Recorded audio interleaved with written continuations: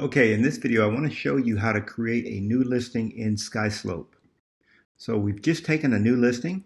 We're going to add it to Skyslope, the transaction management platform that we use. And what you're going to want to do first, you're going to want to log into Skyslope.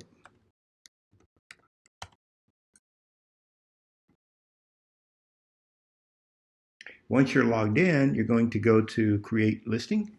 Click on Create Listing. Then you're going to put in the property address.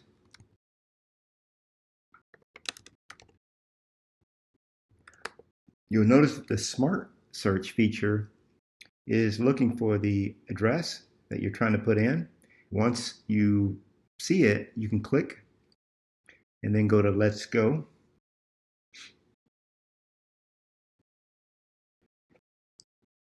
Now, when you find the listing, you click This is my listing. Then the system's going to ask you a series of questions. What type of listing is this? It's going to be a Texas residential listing. Next question. How much is the property listed for? Just confirm the price. It's pulling this information from MLS. Next question.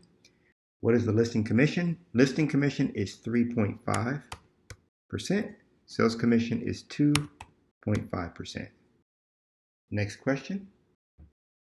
Listing date. So what you're going to want to do here is look up the actual contract, the exclusive right to sell listing agreement, and look at the dates. So here we've got March 19 to September 19.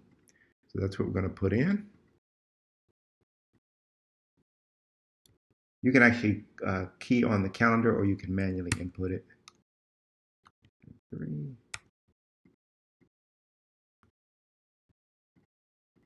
Actually, it won't let you manually. So we're going to key it in this way. 3/19 to September 19.